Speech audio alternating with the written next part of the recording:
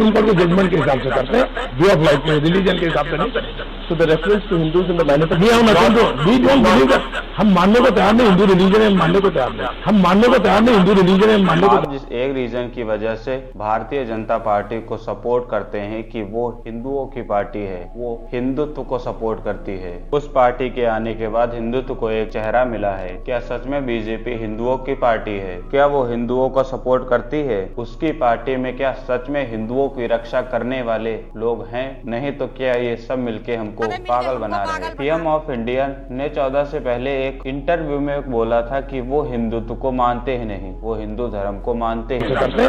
Way of life के religion के हिसाब से नहीं करते। So the reference to Hindus in the manifesto. We have nothing to, we don't believe that. हम मानने को तैयार नहीं, हिंदू रिलीजन है, मानने को तैयार नहीं, हम मानने को तैयार नहीं, हिंदू रिलीजन है, मानने को। और आज वो क्या कर रहे हैं, ये चीज किसी से छिपी हुई नहीं। आज उनके सत्ता में खड़े रहने का मूल आधार हिंदुत्व ही है। नरेंद्र मोदी ने 14 से पहले बोला वो हिंदुत्व को धर्म मानते ही नहीं, उनको अपनी बात पर अमल रहना चाहिए था। पर पॉलिटिशियन है ना, अगर एक पॉलिटिशियन अपनी बात से मुकर ना जाए तो वो पॉलिटिशियन फिर किस नाम का। किसी भी धर्म में सबसे ऊपर होते हैं उस धर्म के धर्म गुरु। पर जब राम मंदिर में प्राण प्रतिष्ठा हुई तो हमारे धर्म गुरु वहां पर आए ही नहीं थे। वो बार बार यही कह रहे थे कि मंदिर के पूरा होने से पहले प्राण प्रतिष्ठा न करवाई जाए, ये शास्त्रों के खिलाफ है। पर उनके विरोध में जाकर प्राण प्रतिष्ठा करवाई गई अमृत काल में राम की लहर लाने के लिए। अगर किसी ऐसे मुद्दे पर कोई डिसीजन लेना होता है जिससे देश का हित हो तो सलाह हमेशा उनसे ली जाती है जो देश को चला रहे हो, जिनकी आइडियोलॉजी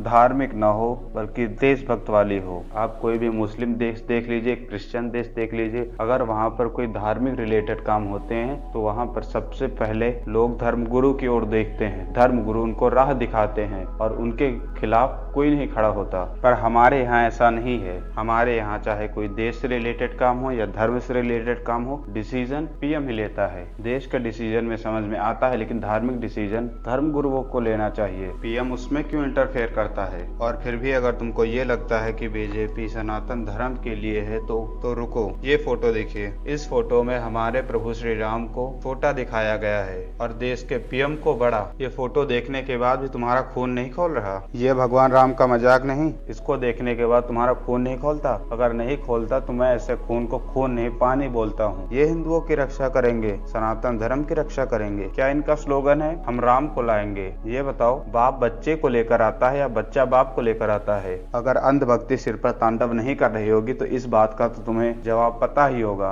कि पहले बाप आता है या बच्चा। और तुम बीजेपी वालों को क्या समझते हो, ये समझो। तुम राम मंदिर वहीं बनेगा, इस चीज की परमिशन सुप्रीम कोर्ट ने दी, बनवाया गया लोगों के दिए गए दान से। तो उसमें राम जी की प्राण प्रतिष्ठा करने के लिए पीएम मोदी क्यों गए? जिस इंसान ने अपनी बीवी को छोड़ दिया वो इंसान मर्यादा पुरुषोत्तम श्री राम की प्राण प्रतिष्ठा कर रहा। ये देखकर तुम्हारा खून नहीं खोला? जब इन्होंने ऑर्डर नहीं दिए बनवाने के, जब इन्होंने पैसा नहीं दिया बनवाने का, तो ये उस चीज पर वोट क्यों मांग रहे? आज लोगों को लगता है कि बीजेपी ने राम मंदिर वहां पर बनवाया, पर बनने की परमिशन तो सुप्रीम कोर्ट ने दी, बना दान के पैसों से। काम करना कुछ नहीं और क्रेडिट लेने में चिलगोजी सबसे आगे होते हैं। बीजेपी का नाम इतिहास में किसी चीज के लिए लिखा जाए या ना लिखा जाए ये नहीं पता, पर एक चीज के लिए बीजेपी का नाम इतिहास में जरूर लिखा जाएगा, गौ हत्या पर बैन लगाने के लिए। और इतिहास में ये भी लिखा जाएगा कि उसी पार्टी ने जिसने गौ हत्या पर बैन लगाया था, उसी ने मांस बेचने वाली कंपनियों से चंदा लिया। उसी इतिहास में ये भी लिखा जाएगा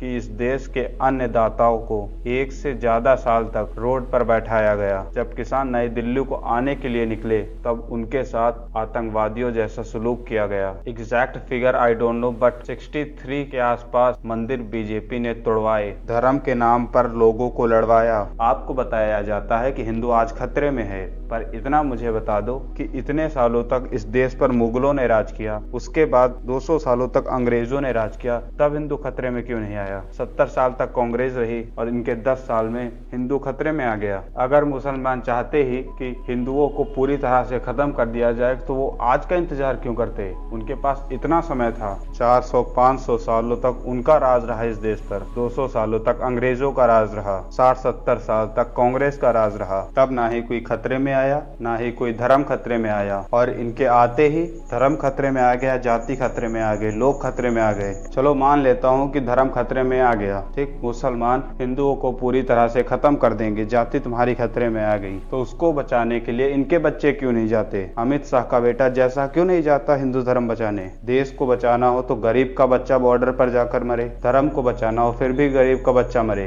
और इनके बच्चे विदेशों में जाके पढ़े और वापस आकर तुम पर राज करें, और तुम पागलों की तरह उनकी जी हुजूरी करो। अगर धर्म खतरे में है तो इन नेताओं के बच्चे क्यों नहीं जाते धर्म बचाने? खतरे में धर्म नहीं है, खतरे में जाति नहीं है, खतरे में है इनकी कुर्सियां। राजीव गांधी जी से एक सवाल पूछा गया कि अगर आप 1 रुपया लोगों की भलाई के लिए देते हैं तो उनमें से कितने रुपए पब्लिक तक असल मायने में पहुंचते हैं? तब उन्होंने बोला था कि सिर्फ 10-11 पैसे ही असल में पब्लिक तक पहुंच पाते हैं। मतलब 90% पैसा ये लोग सारे नेता खा जाते हैं, ऑफिसर खा जाते हैं। और ये बात कब की है? 90s की। उस बात को अब तो 30 साल हो चुके। अब अगर 5 रुपए दिए जाते हैं पब्लिक फंड के लिए, लोगों की भलाई के लिए, तो उसमें से बहुत है 5 से 10% से ज्यादा पब्लिक के पास पहुंचता ही नहीं। 5 से 10% के अलावा पब्लिक के पास पैसा पहुंचता ही नहीं, उनकी भलाई के लिए यूज होता ही नहीं, ये खा जाते हैं साले बीच में। आगे तुम फैसला कर लो कि क्या सच में भारतीय जनता पार्टी हिंदुत्व की रक्षा करती है, धर्म की रक्षा करती है? क्या सच में धर्म खतरे में है? फैसला तुम्हारा है। और अगर इस माया जाल से तुम ना निकल पाए तो जीवन भर रोओगे।